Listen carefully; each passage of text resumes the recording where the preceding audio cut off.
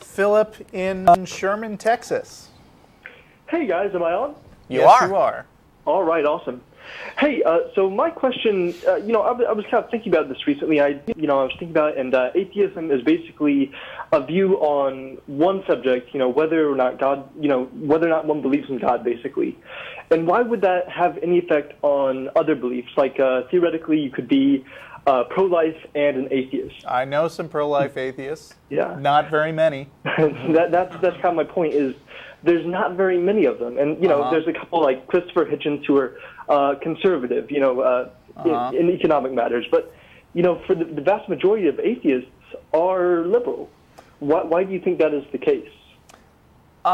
It's true just empirically. I think that atheists voted something like 70-something% for Obama and Kerry in the last few elections. Not to say that we all like them equally and well, but, right. With a two-party system, it's usually... Disclosure, I did. I think it's... You are correct that it's not necessarily the case that that it's incumbent on an atheism to side with a particular political position. But at least here in this country, the Republican Party has very firmly hitched their wagon to the religious right. And while there are a number of conservatives who don't necessarily identify with that, I think if you just look at the primaries for the last election, like there was a moment in the debates where every single candidate was asked, "What do you think about evolution?" And I think but one of them. Yeah. What was like, well, waffle, I believe waffle. Yeah. I believe what the Bible says. And that was a solely religiously based question, right? That was a question specifically asked to kind of send up a sort of kind of a weather flag to see where their religious loyalties lay. Sure. And there are a lot of positions where there are many different objections, but the only remotely convincing ones are religious. I mean, in my opinion, when we're talking about abortion, for the most part, almost all of them center around the idea that a baby has a soul, because from a straight up scientific standpoint, there's not that much significant difference between like a separate sperm and egg and a sperm and egg that just 2 seconds ago hooked up with each other. Whereas the secular approach to being pro-choice comes from the question of bodily rights and bodily autonomy, and does the government have a right to make a woman's medical decision? And that is an entirely different premise than the premise that a lot of people in the anti-choice, and pro-life movement are coming from, which is a very emotional, very religious attitude about the personhood of the infant and the ensoulment of a fetus, and that this is a precious baby in the eyes of Jesus and all that. So you're talking about two groups of people coming at a specific topic of debate, but from an entirely different set of premises, and then that's where the clash comes up with. Right. Because we're talking about bodily rights, and they're talking about precious Jesus babies, and it's like, how do you kind of mesh that? How do you find a meeting of the minds there? It's very hard. Yeah. Now, if you are an atheist and you want to be economically conservative, but you don't want to associate yourself with all the social views that the Republican Party has, by and large, you have options. You can join the Libertarian Party, although it's still a distant third in most political elections. So I sympathize with my Libertarian friends while not agreeing with them.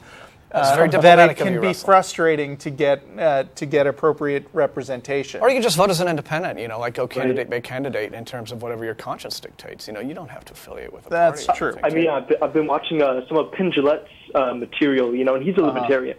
I am aware, yes. Yeah, very much so. And, so he would agree with the social standpoint of liberals, where he would be pro-choice, pro-gay rights, that kind of thing. But then also at the same time, he would say, don't tax the rich, pure capitalism, that kind of thing.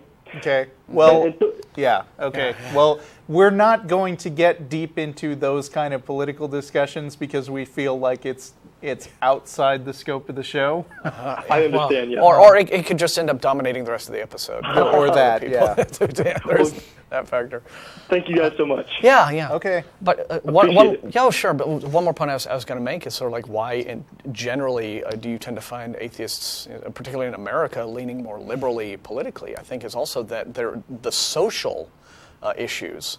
The way in which American conservatives lean, and Russell kind of addressed this. I mean, they're very affiliated with the religious right, but also politically. If you look at, for example, take anti-gay attitudes, right? Well, I think that most conservatives get those from their religious teachings, for example. Also, attitudes towards like women's rights and gender roles and things like that.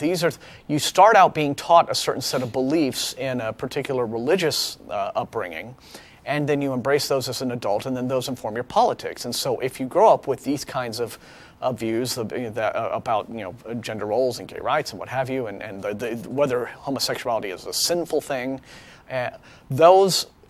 if you are leaning that way politically, and then that becomes a general conservative attitude, then as atheists, if we're the ones who are opposed to those belief systems anyway, then naturally we're going to take the opposite view on those social issues, simply because we're rejecting the belief system generally.